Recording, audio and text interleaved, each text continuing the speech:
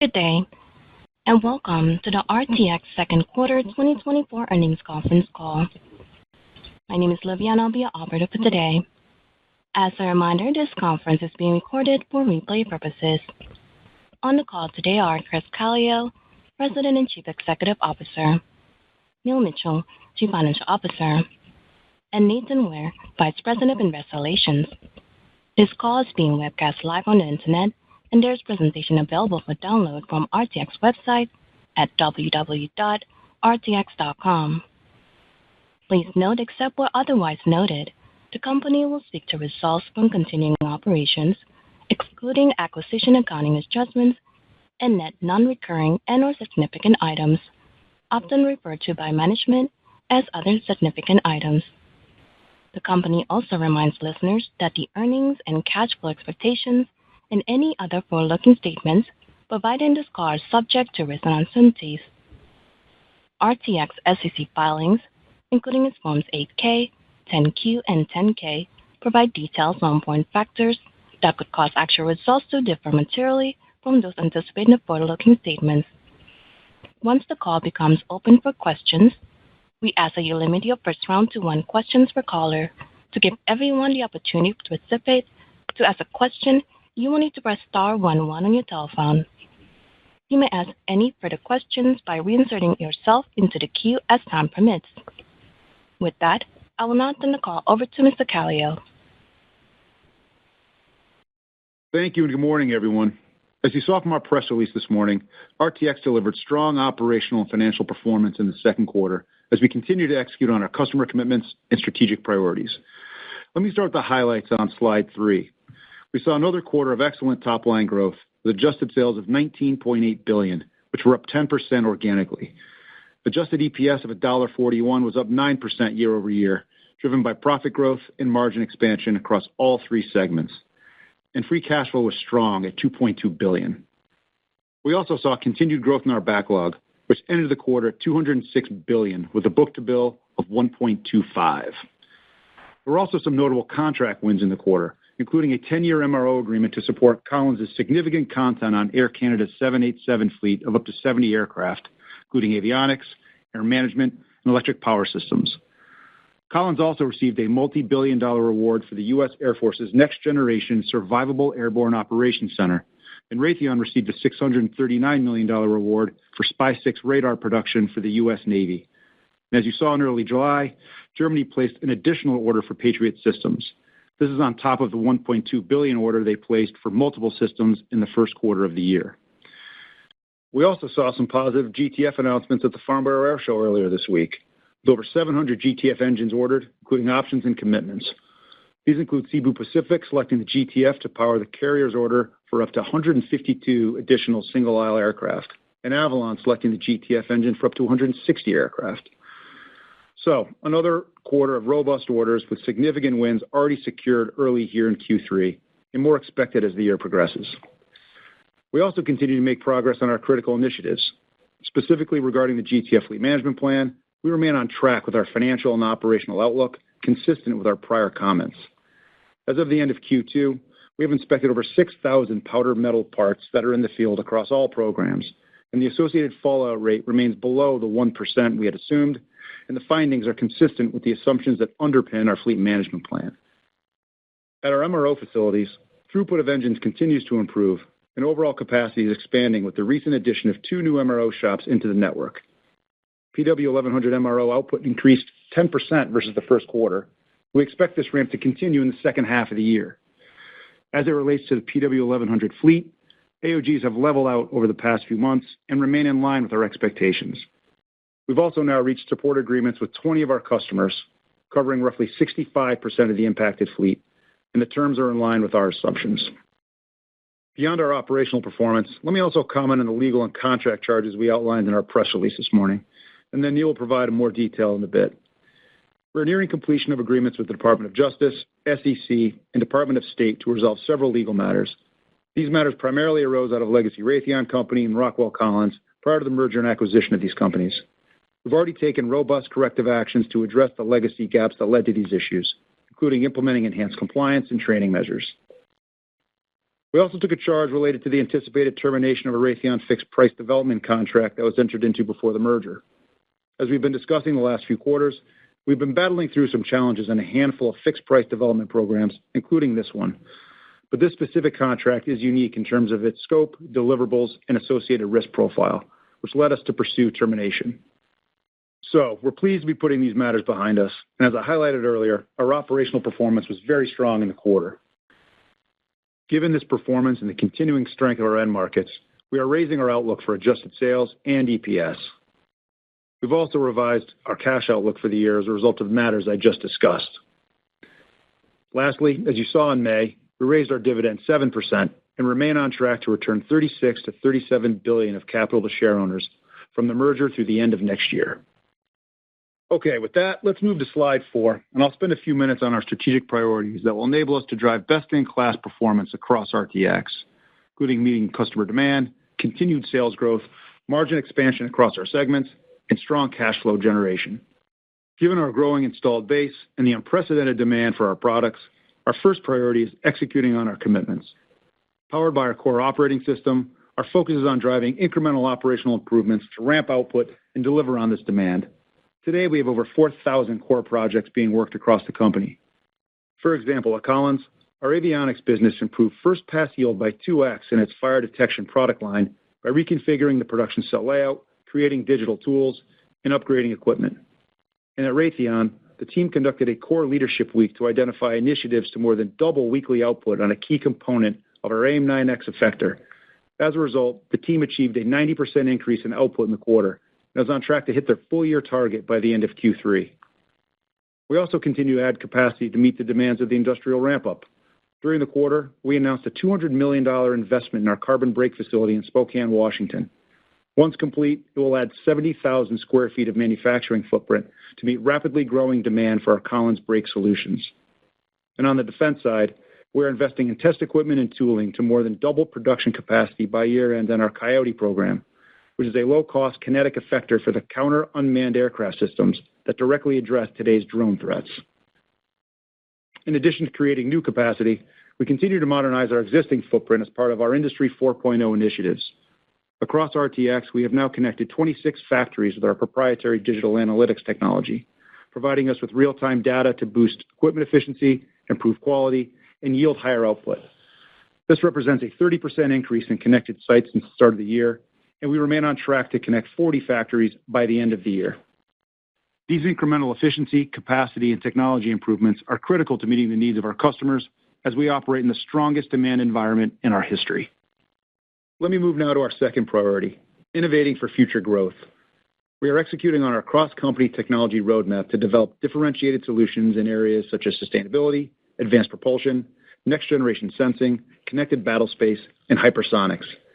This year alone, we will spend over $7.5 billion on company and customer-funded research and development to mature and introduce new capabilities to our customers and fill our product pipeline. For example, we are working on a number of hybrid electric demonstrator programs to deliver advanced propulsion technologies and enable greater fuel efficiency across all future aircraft segments.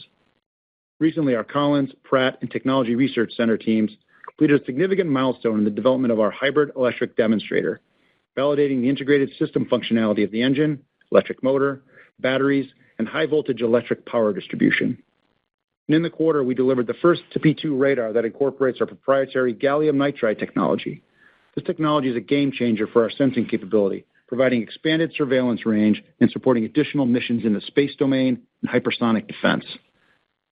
We also continue to invest in our digital transformation and AI.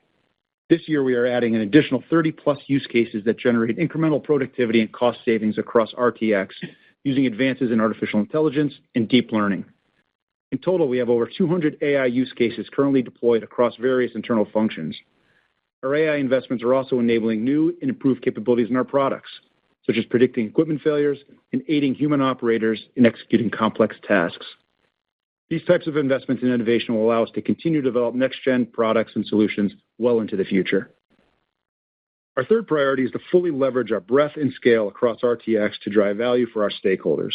Specifically, this includes creating a more efficient and competitive cost structure and managing our common supply chain. For example, over 35% of our product procurement spend is with common suppliers that support all three of our businesses. and we're using a unified RTX approach to our contracts and sourcing strategy. It also includes harmonizing our product lifecycle management processes and developing integrated solutions for strategic campaigns and pursuits, such as NGAD, FLORA, and next-generation commercial platforms. And of course, we'll also continue to review our portfolio and prune where needed, as well as target bolt-on M&A to support our RTX technology roadmap and grow our core franchises. And underlying all three of these priorities is our unwavering commitment to safety, quality, and compliance in everything that we do. It's what we and our customers expect, and a commitment we will never compromise on. Putting it all together, I'm extremely excited and confident about the future of RTX. With that, before I turn it over to Neil, I want to acknowledge the leadership update we announced last week. As you saw, Steve Timm has decided to retire after 28 years with the company. Steve was a great partner and teammate, and I want to thank him for his leadership at Collins. And we're very fortunate to have a strong bench and are very excited that Troy Brunk is taking over as the new president of Collins. Troy has served as the president of 3 of the 6 Collins business units and is uniquely qualified for the role. Okay, let me turn over to Neil to take you through the second quarter results in more detail. Neil? Thanks, Chris. I'm on slide 5. As Chris said, operationally, we had a strong quarter and continue to make progress on key financial metrics across RTX. RTX's adjusted sales of $19.8 billion were up 8%, and on an organic basis, were up 10%. By channel, commercial OE was up 19% as we continue to support aircraft demand. Commercial aftermarket was up 14% as domestic, international, and long-haul travel continues to grow. And excluding the Raytheon cybersecurity divestiture, defense sales were up 7% as we execute on our backlog. Segment operating profit of $2.4 billion was up 19%, with growth at all 3 businesses contributing to consolidated segment operating margin expansion of 100 basis points. Adjusted earnings per share of $1.41 was up 9% from the prior year, driven by segment operating profit growth as well as a lower share count, which was partially offset by expected headwinds from higher interest and tax expense and lower pension income. On a GAAP basis, EPS from continuing operations was $0.08 and included 29 cents of acquisition accounting adjustments and 3 cents of restructuring and other significant non-recurring items. In addition, as it relates to the items Chris mentioned, GAAP EPS also includes a 68-cent charge related to the expected resolution of several legacy legal matters and a 33-cent charge related to a fixed-price development contract at Raytheon. With respect to the legal matters, we are working to finalize deferred prosecution agreements and a civil settlement with the DOJ and an administrative order with the SEC. These agreements will cover the previously disclosed investigations of defective pricing claims for certain legacy Raytheon company contracts, which were entered into between 2011 and 2013 and in 2017. They will also cover the previously disclosed investigations of improper payments made by Raytheon Company and its joint venture, Thales Raytheon Systems, in connection with some Middle East contracts dating back to 2012. As a result, we recorded a pre-tax charge of $633 million in the quarter, which brings our total reserves associated with these matters to $959 million. In addition, we recorded a pre-tax charge of $285 million related to voluntarily disclosed export controls compliance matters, primarily identified during the integration of Rockwell Collins and Raytheon Company into RTX, including matters which are expected to be addressed in a consent agreement with the Department of State.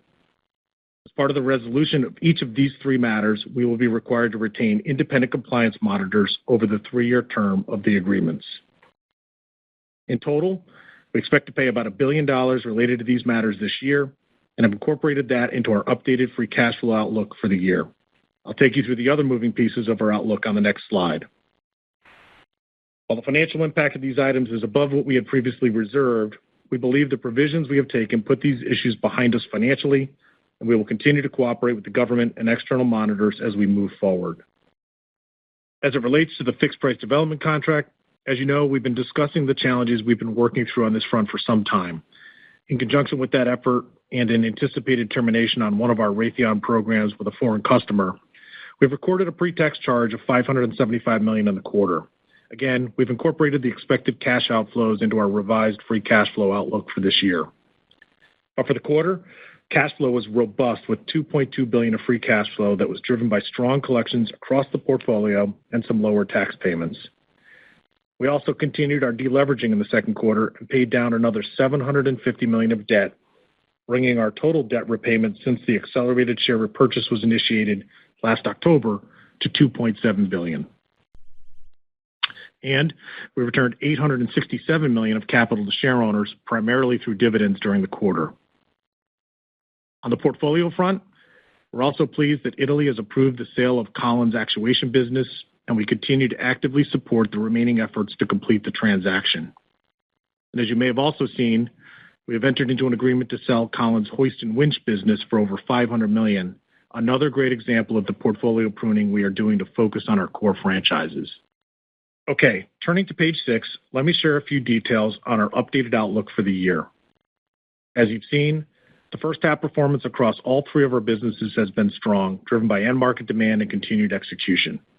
There are, of course, a few areas we continue to monitor, including pockets of supply chain challenges, inflation, and the ongoing OE production rate uncertainty. But given the results to date, we are increasing our full-year adjusted sales outlook to between $78.75 and $79.5 billion, up from our prior range of $78 to $79 billion, and we now expect 8 to 9% organic sales growth for the year, up from our prior range of 7 to 8%. We're also increasing our adjusted EPS outlook by 10 cents on the low end and 5 cents on the high end, putting the new range at $5.35 to $5.45, up from $5.25 to $5.40. The improvement is driven primarily by lower interest and corporate expenses, higher pension income, and a lower full-year effective tax rate. We have included the corresponding updated outlook for these metrics in the appendix of our webcast slides. On free cash flow, as I mentioned earlier, we've incorporated our expected cash outflows associated with the legal and contract matters into our outlook. Partially offsetting these impacts is some improvement in current year tax payments of roughly $500 million. All in, we have updated our free cash flow outlook to be approximately $4.7 billion compared to our previous expectation of approximately $5.7 billion. With that, let me turn it over to Nathan to talk you through our segment results and outlooks. Thanks, Neil. Starting with Collins on slide 7. Sales were $7 billion in the quarter, up 10% on both an adjusted and organic basis, driven by strength in commercial aftermarket, commercial OE, and defense. By channel, commercial aftermarket sales were up 12%, driven by a 16% increase in parts and repair, a 15% increase in provisioning, and a 9% decrease in mods and upgrades, with mods and upgrades coming off a difficult prior year compare that benefited from the 5G mandate. Commercial OE sales for the quarter were up 10% versus the prior year, driven by growth in narrow body, wide body, and regional platforms. And defense sales were up 7%, primarily due to higher volume. Adjusted operating profit of $1.15 billion was up $230 million, or 25% from the prior year, driven primarily by drop-through on higher commercial aftermarket volume, as well as higher defense and commercial OE volume. Looking ahead, on a full-year basis, we now expect Collins sales to grow high single digits on both an adjusted and organic basis, up from the prior range of mid to high single digits, driven by continued strength in commercial air traffic and defense volume. And we continue to expect operating profit growth between $650 and $725 million versus 2023. Shifting to Pratt Whitney on slide 8, sales of $6.8 billion were up 19% on both an adjusted and organic basis, with sales growth across all three channels. Commercial OE sales were up 33% in the quarter on higher engine deliveries and favorable mix in the large commercial engine business. Commercial aftermarket sales were up 15% in the quarter, driven by higher volume and favorable mix in both the large commercial engine and Pratt Canada businesses. And in the military engine business, sales were up 16%, primarily driven by higher sustainment volume across the F-135 and F-117 platforms. Adjusted operating profit of $537 million was up $101 million versus the prior year. Drop-through on higher commercial aftermarket volume and favorable mix, as well as favorable large commercial OE mix, was partially offset by headwinds from large commercial OE engine deliveries and the absence of a $60 million favorable prior year contract matter. Drop-through from higher military volume and favorable mix was more than offset by higher production costs and higher R&D and SG&A expenses.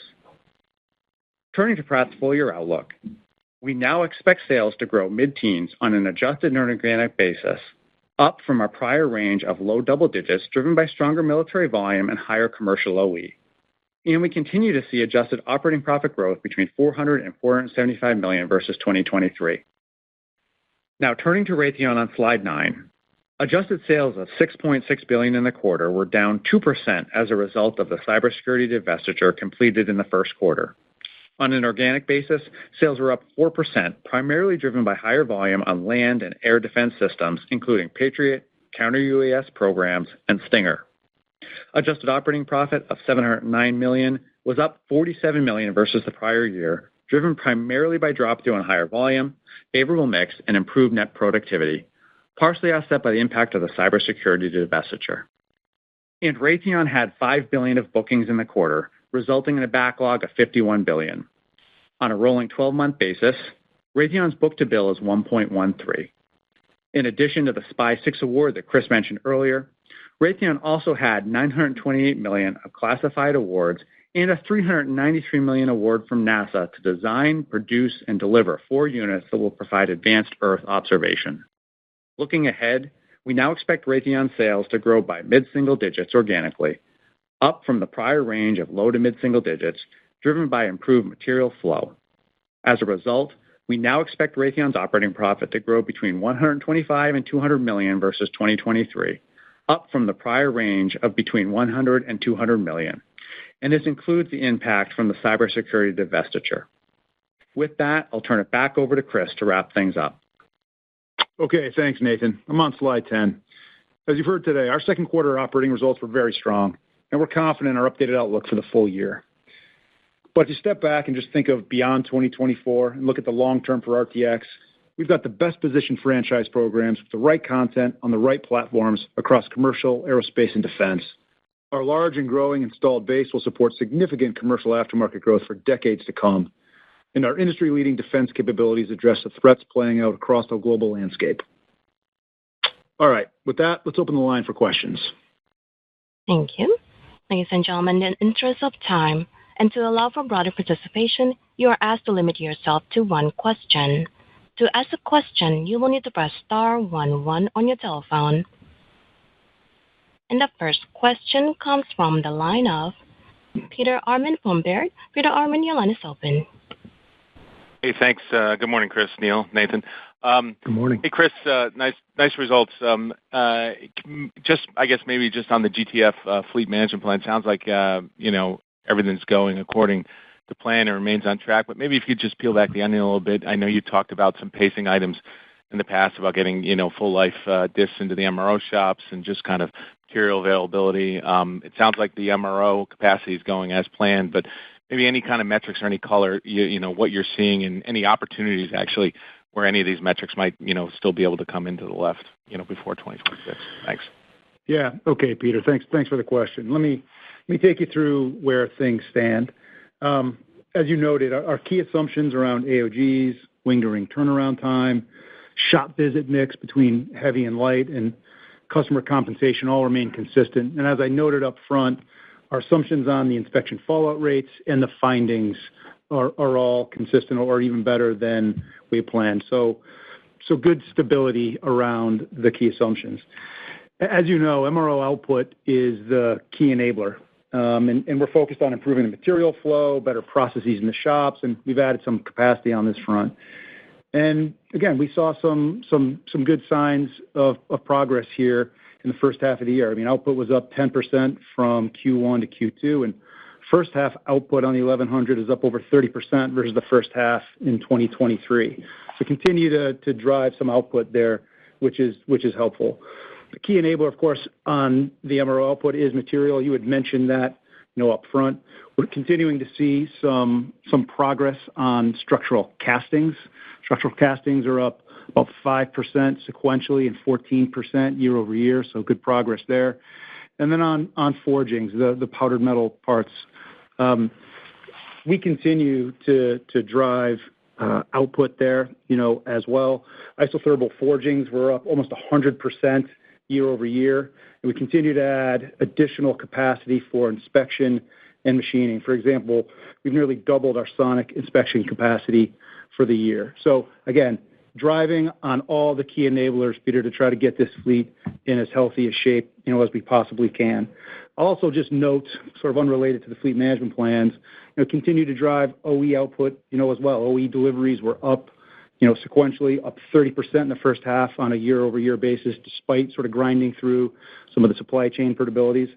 And we're also pleased with the additions to the GTF backlog that were announced at Farnborough recently. So, again, focusing on what we can control on the fleet management plan and continuing to drive both supply chain and new orders into the backlog. Appreciate all the details. Thanks, Chris.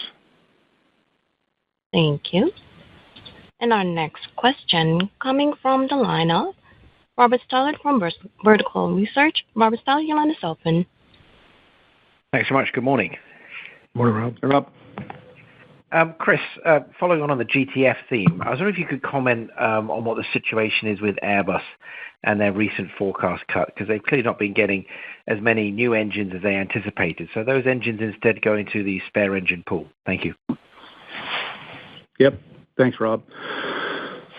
So, again, you heard me say just a minute ago to Peter that our OE deliveries are up sequentially and up first half of the year, 30% on a year-over-year basis. We're not necessarily where we need to be with Airbus, but again, we're seeing strong growth sequentially and year-over-year. And our outlook reflects our assessment of kind of where Airbus needs support from us, and we're aligned on what they need. You alluded to the fact that we're balancing both OE and spare engines and material, and that's true. And we need to do that for the support of the fleet. But again, I continue to be encouraged by what we continue to drive in terms of production and getting Airbus what they need. And I think in the back half, we're going to continue to balance the OE, spare engine, and MRO needs. But I think we'll be in a position to get Airbus what they need.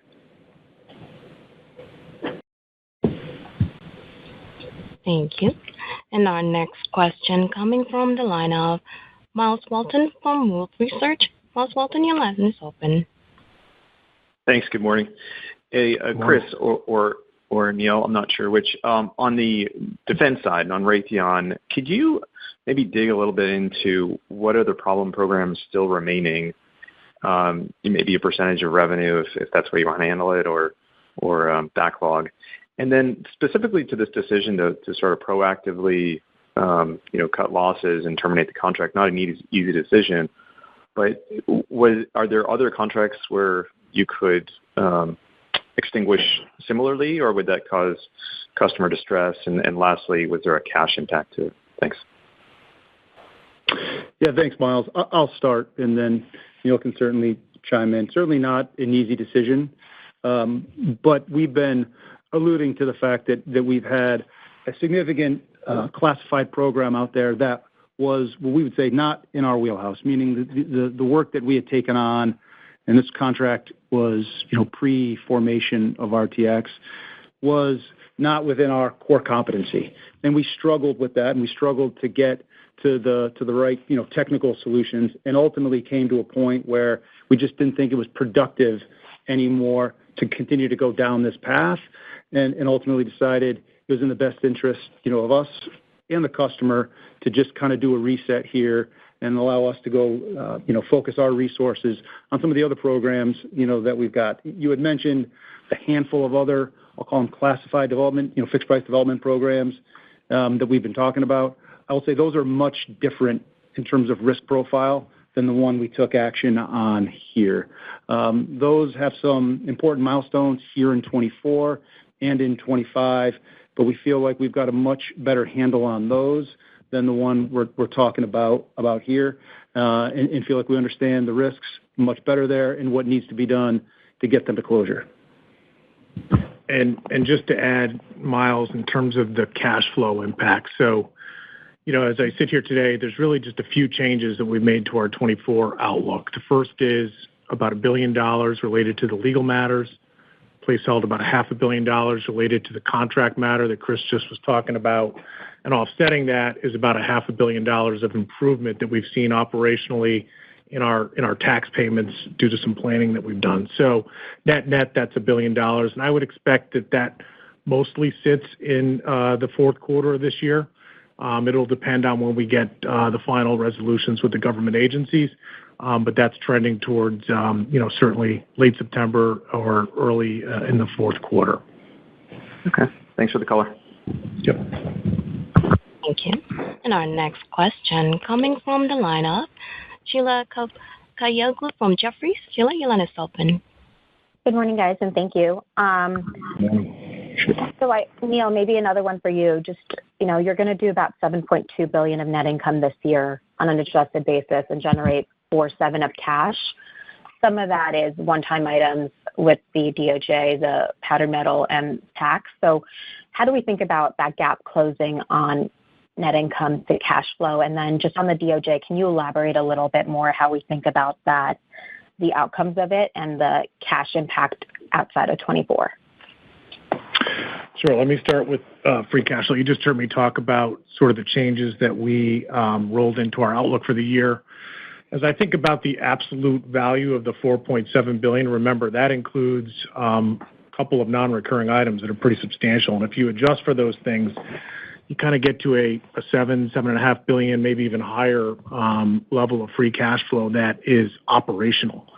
So I think as we look forward, Sheila, and we get the powdered metal, payments behind us this year and next year, just a little color. So far, we're a little less than $200 million into our $1.3 billion in powdered metal outflows this year. We expect that to obviously ramp up. You heard us talk about doubling the number of customers that we've got agreements with, and about 2/3 of the fleet under agreement. So I would expect third and fourth quarter kind of be split pretty evenly with respect to the rest of the payments this year.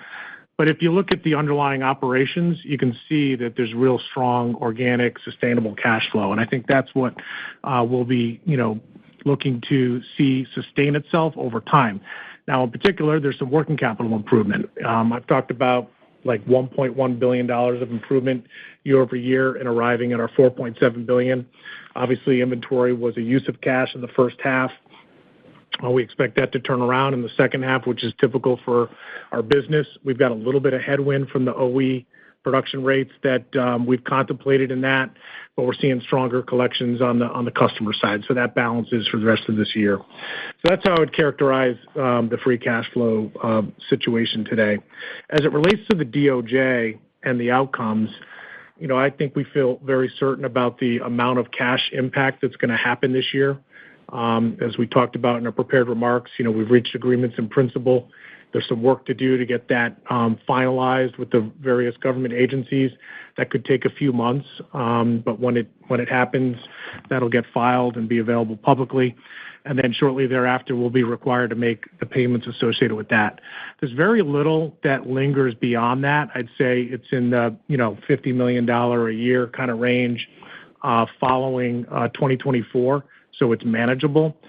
Those costs will include some residual payments on the global trade-related consent agreement, as well as some internal costs that we'll obviously invest in to continue to improve our processes as we support the monitor activities. So, I would leave it at that for now with those items. Cool. Thank you. Yeah, thank you. Thank you. And our next question coming from the line of Doug Harned from Bernstein. Doug Harned, your line is open. Thank you. Good morning. Good morning, Doug. What we've what you've talked about and what we've heard as well is that your shop on the GTF, that a lot of the shop visit times, you've brought that down significantly, the time in the shop, which is great. And so presumably this is with improved parts availability that's allowed you to do that. And I know in Q1 you did divert resources away from V2500 work in order to better enable you to provide GTF parts. And so two things on this. First, where do you stand now on V2500 MRO? Is that kind of back to normal? And then second, even though those shop visit times seem to have come down significantly, everything we've seen is that induction wait times are still quite long. And perhaps, if you could address those two issues, it would be really helpful. Doug, let me start on the V2500, then I'll hand it over to Chris to talk a little bit about the GTF induction times and turnaround times.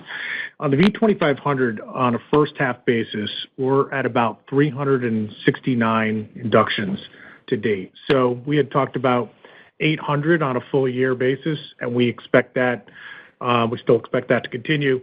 I guess the good news there is that, with that acceleration, not only are we seeing an increase in the number of shop visits in the second half of the year, we're also seeing more work scope. So these are heavier overhauls, and all of that will contribute to the second half growth that we'll expect to see coming from Pratt Whitney, particularly in the aftermarket. So the second half story for Pratt's, operating outlook is really focused around what we call the mature commercial engines, the V2500 being the biggest part of that. So that's where we sit today on that front. Chris, maybe a couple comments on GTF. Yeah. And before I do that, Doug, I'll just say on the V, I mean, obviously our customers are relying heavily on that, given the other stress in the fleet. So we're heavily focused on making sure that, V inductions, turnaround times, and whatnot, that the support is there for the customer base. On the GTF MRO, you're right. In the shop, when we've got material flowing, when we've got material in the right positions in gate 2 and gate 3, we are seeing significant reduction in shop turnaround time, both our shops and our partners, which is really encouraging. The induction times are really a function of what we would call the parking lot. So there are a lot of engines that came off wing, obviously, when the AD hit, and people did some of that proactively. So we are still working through a large parking lot of engines that need to get inducted, into the shop. But again, we're encouraged by what we're seeing when the material is there, which is why we're so heavily focused on making sure the supply chain is healthy. You heard me talk about structural castings, isothermal forgings. These are the things that are going to be the biggest unlock for us as we take the AOG numbers down and support our customers. Very good. Thank you. Thank you. And our next question coming from the line of Ronald Epstein from Bank of America. Ronald, your line is open. Hi, good morning. This is Samantha Styro on for Ron Epstein. I was wondering if you could talk a little bit about Collins, particularly interiors, kind of what they're doing and what your expectations are there. Thank you. Good morning, Samantha. How you doing? Let me start there. I mean, we're seeing significant improvement in the interiors business, and frankly, the second half story for Collins is going to rely substantially on the aftermarket uptick there in mods and upgrades. And the one thing I would say about the Collins portfolio of businesses is we've seen really strong performance across all the segments, the sub SBU segments there.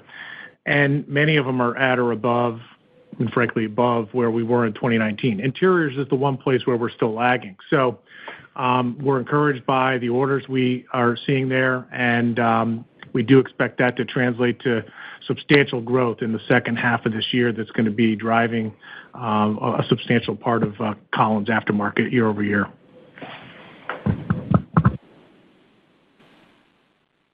Thank you. And our next question coming from the line of Seth Seifman from JP Morgan. Seth, your line is open. Hey, thanks very much, and good morning. Morning.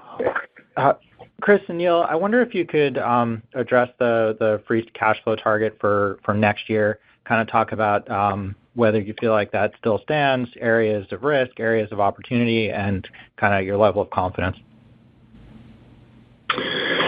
Yeah, thanks for the question. Right now, Seth, we don't see a reason to change the outlook. The fundamental business drivers remain strong on both the commercial and defense sides. Our end markets have proven pretty resilient, and demand remains strong, as we said up front.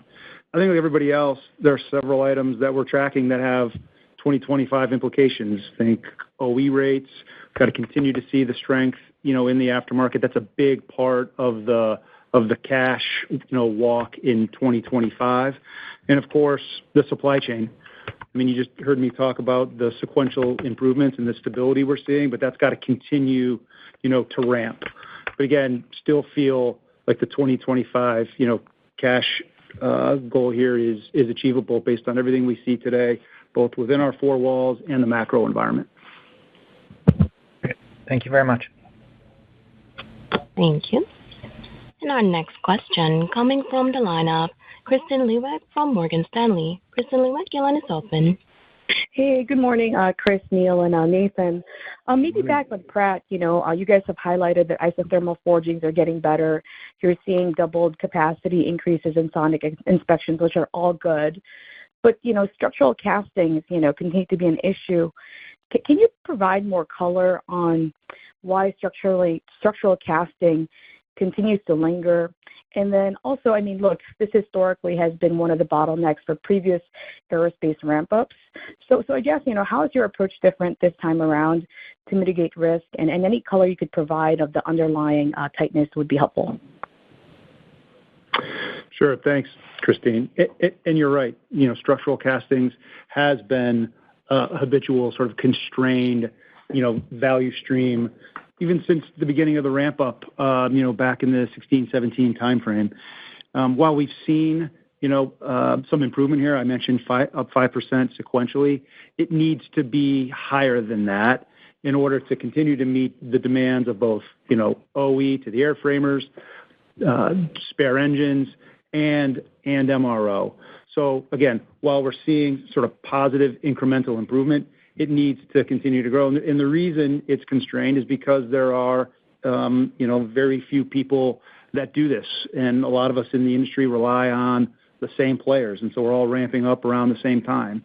To your point about what we're doing, differently, I would say we're really working hard on making sure that our demand signal is crystal clear, that people know what we need both from an OE but also an MRO perspective. And then getting on LTAs, as quickly as we can so that we can, make sure that, again, supply chain knows what we need, when we need it, and that they can go make the necessary investments to deliver.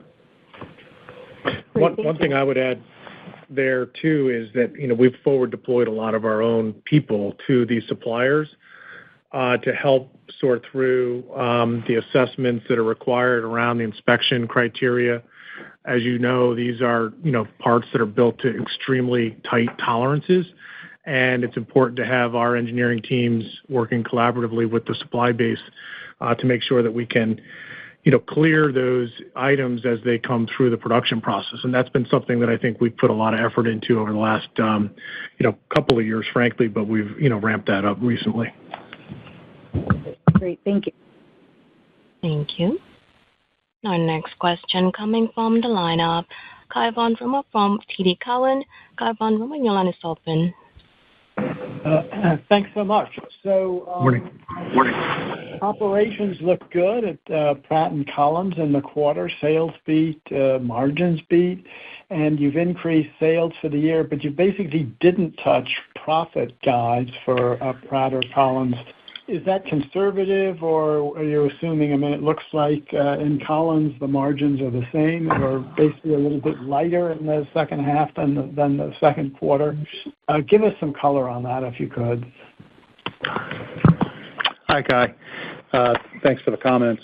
Overall, we're pleased with the first half results as you kind of outlined there, and we've updated our full year guide to reflect that, strong top line growth. When we think about the segments and what's going on there are some headwinds. We've got some higher product costs, primarily in the defense pieces of Pratt and Collins. We've got a little bit of under absorption with some of the lower OE rates, and we've seen some higher, E&D. Now we have offset some of those headwinds with some below the line items, such as, corporate spending, reductions and tightening. So there are a few, moving pieces here, but we've got good momentum as we enter the second half of the year, and we're confident in the updated outlook. Yeah, thanks, Chris. Let me add a little bit, Kai, in terms of the top line, maybe some perspective on the moving pieces. You saw that we took up our sales, $750 at the low end, $500 at the high end. So think about the midpoint, obviously $625. If you break that down, I would put, $500 million of that is within the Pratt Whitney business. It's really two pieces of that.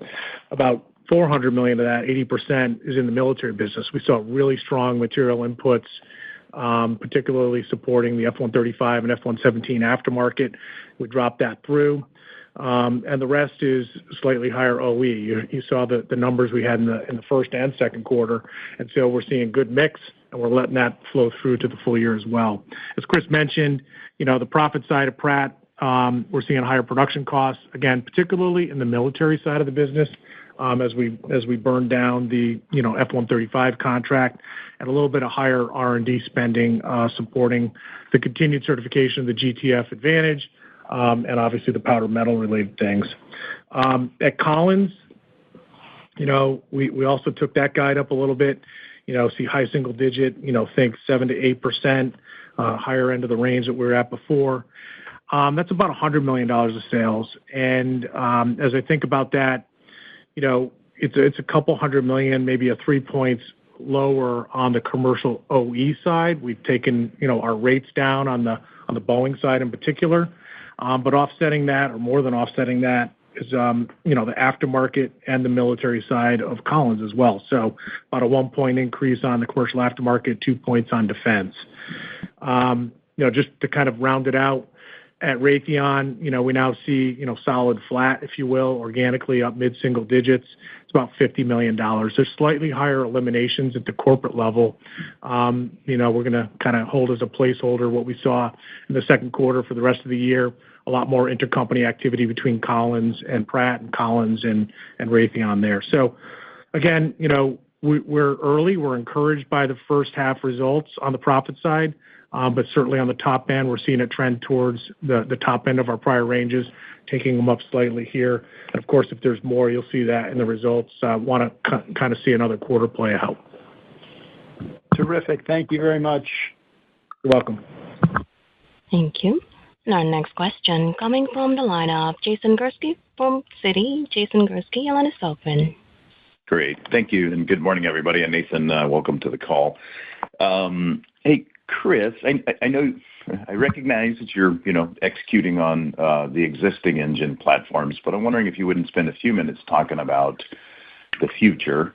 News flow coming out of Farnborough suggests maybe Rolls is going to get back into the narrow body market. GE made some comments this week on its earnings call that customer interest in the rise continues to grow, and then I think somebody at Pratt at Farnborough suggested that your next generation GTF might be 25% more fuel efficient.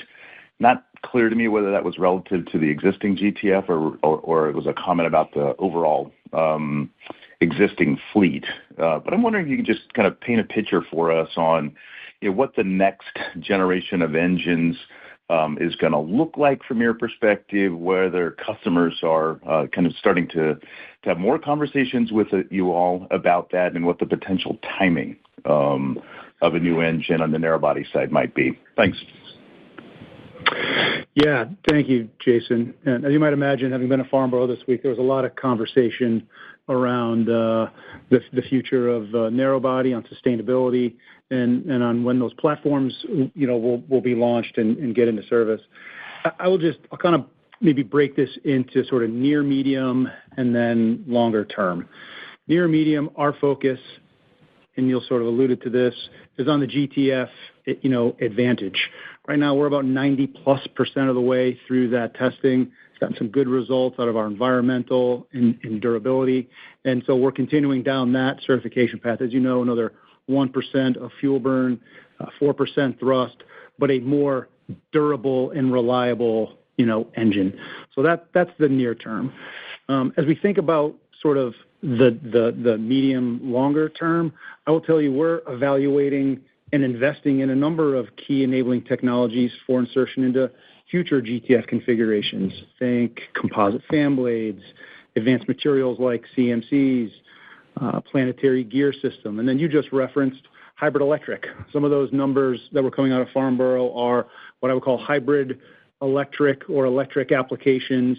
And you think about that for the narrow body, I view that as more of an assist, if you will, around sort of corner points of the flight envelope. Lower platforms, smaller platforms, the hybrid electric will do more work. And we continue to invest there and have made some really strong strides in some of our demonstrator programs. So again, we've said this before, the GTF architecture continues to have runway. And so these are all the enabling technologies that we continue to invest in, that we think we're going to be able to insert in that for the next generation single aisle. I'll also, make the point that many of us in the industry are focused on fuel efficiency, and rightly so. I will tell you that we're also really focused on durability and reliability. As we continue to go push efficiency gains in the engine, there's always going to be trade-offs. And we've got to make sure that those trades make sense, which is why we continue to invest in things like advanced coatings and other advanced, manufacturing techniques that can help with the durability, of the engines. If you talk to operators today, the number one thing that they want, in addition to, sustainability and fuel efficiency, is time on wing. We've got to make sure that as we're driving efficiency, and rightly so, that we're also focused on the durability of the engines and the time on wing. That's frankly that's what the customers need, and that's what we need for our business model. Thank you. And our next question coming from the line of Matt Akers from Wells Fargo. Matt Akers, your line is open. Yeah. Hey, guys. Good morning. Thanks for the question. I wanted to see if you could touch on divestitures a little bit. You've been pretty active there. Could you talk about just kind of what inning we're in there, what's left to divest, and specifically, are you able to give the revenue and EBIT contribution from the hoist and winch deal? Good morning, Matt. This is Neil. We're really happy, obviously, with some of the transactions that we've announced recently, and hoist and winch in particular. Not going to be able to give you the numbers today, but once that transaction's closed, we'll get that out there in the right forum. But got good value there. We expect to close that in the fourth quarter. As it relates to the actuation business at Collins, we were pleased to see the Italian, approval in the last quarter. We're continuing to support Safran in the efforts that are required to close that transaction.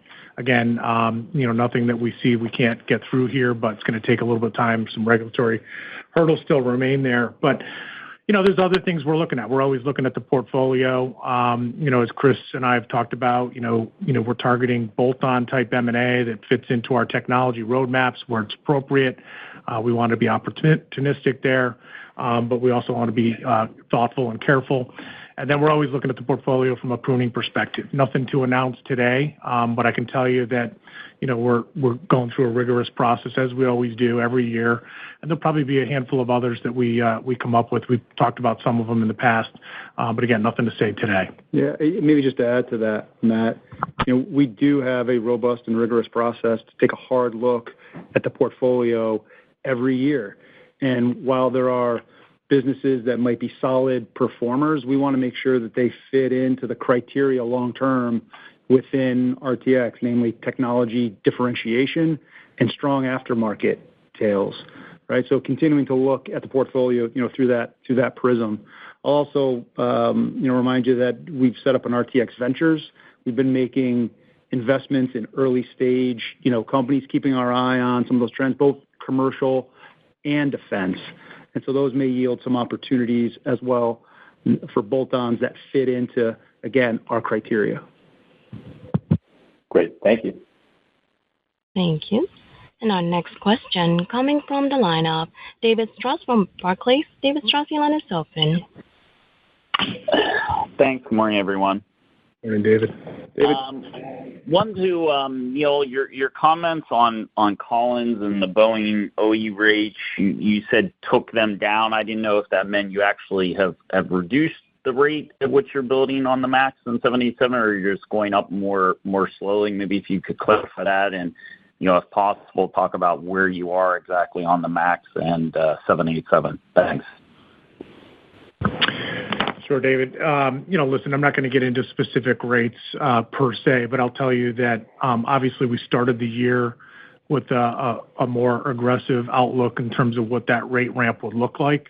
What I would tell you is that we're in the low 30s in the first half of the year, and we do expect the rate to ramp up as the year goes on. So it's not a flat rate assumption, but I'd say it's a calculated increase. And you'll be able to hear from Boeing next week. I think I'm sure they'll have something to say about their rates. I'd say today we're aligned with the airframers, but we're monitoring it just like everybody else. On the Airbus front, Chris talked about it already. Same thing. We're aligned there with the Airbus team on output. There is always a desire to increase those rates, but we're doing the best we can to balance between the airline customers and the OEMs here. But I'd say from an outlook perspective, we're reasonably well calibrated, barring some change that we're not aware of right now. Thanks very much. You're welcome. Thank you. And our next question coming from the line of Robert Spingarn from Melius Research. Robert, your line is open. Thank you. This is Scott Mikas on for Rob Spingarn. Neil or Chris, in the past you've mentioned that you don't exactly like the business model where the engine OEMs go through a heavy development cycle, lose cash on the OE sales, and then have to recoup your investment in the aftermarket. So I'm just wondering, with the general misalignment of profit drivers between the airframers and the engine OEMs that can create tension when allocating scarce resources, on a future clean sheet aircraft program, is there going to be a broader industry discussion to better align those profit drivers between the airframers and engine OEMs?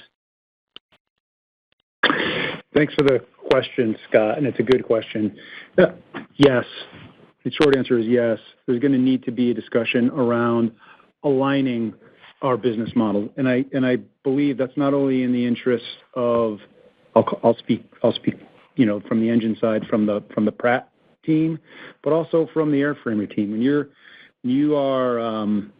you've got different incentives in terms of how you make your money, it does just drive a tension, and ultimately sometimes the customer is the one that's sort of caught in between there. And so again, I think the more that we can align our business models, the better it will be for the OEMs and for the customer base.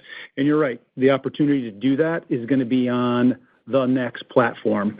We're already obviously entrenched in the current platforms, but I think we're both seeing this at times misalignment play out. And I think with the new platforms, it gives us a chance with a clean sheet of paper to sketch out how do we get better aligned and better serve our customers. Thanks. I'll stick with one. Thank you. And our next question coming from the line of Noah Poponak from Goldman Sachs. Noah, your line is open. Hey, good morning, guys. Hey, Noah. Hey, Noah. With regard to the GTF powdered metal process, is it possible to put numbers around, of the number of engines that will need to come off wing, what percentage, even if a range, have come off wing, and of that, how many have actually fully gone through the full fix process versus are waiting in line to do so? Thanks, Noah. So let me just step back and give you sort of the powdered metal sort of ramp up and insertion, background here. So as we've talked about before, since late last year, everything coming off the line going to the OEMs had the full life powder metal parts. Now all spare engines, have those as well. MRO was always I'll call it a phased ramp up. And so we'll start to see this ramp up here in the second half of the year, and it's going to continue to accelerate into 2025 and into 2026. Again, we've put a lot of emphasis on isothermal forging production. As I said up front, we put a lot of demand into the system, as you might imagine, given what's happened with the fleet, and we've seen some solid progress. We need to continue to see some more ramp up. And as we said before, when an engine comes into the shop for a visit, we do an evaluation based on the work scope it needs, where it operates, when it was naturally going to see another shop visit to determine whether or not, insertion of those parts makes sense. Again, we're trying to get the longest time on wing that we can and make sure that we allocate these resources, appropriately. And so those are all the things that go into the decision as to which engines get the full life parts, in which we can do an inspection and do all the other things in the engine because it was already slated to come back in advance of the time limits that we've established. So there's a lot of moving pieces here, but suffice it to say, it's going to be a continued ramp back half of this year, 25 and 26, on powdered metal production and insertion in MRO. Okay. As you're going through incremental customer negotiations, are you finding yourself able to change assumptions, either are better or worse based on what you've experienced thus far, or is it more kind of the assumptions remain similar because the output has been in line? The assumptions remain similar, Noah, but I'll tell you, each customer negotiation is different based upon where they operate and how they operate. And so the agreements are tailored, to those, I would say, airline specific, metrics and criteria, but we're using the same, I'll call it key assumptions that we outlined up front across the board. Okay. Thank you. Thank you. And final question coming from the line of Scott Deuschle from Deutsche Bank. Scott, your line is open. Hey, good morning. Thanks for taking my question. Hey, you bet, Scott. Hey, Chris, are you seeing progress with the FAA in terms of getting some of these wide-body first-class seats certified? And then, I'm sorry if I missed it, but are you seeing momentum on ramping up output on the 787 heat exchanger? Thanks. Yeah, thanks, Scott. So yes, we on the seating, question, we continue to work our way through the certification there. These are actually a lot more complex than I think people understand, and the certification requirements, are a relatively high bar, but we think we have our arms around what we need to do there to get these certified and ultimately, into the hands of the airframers and the airlines.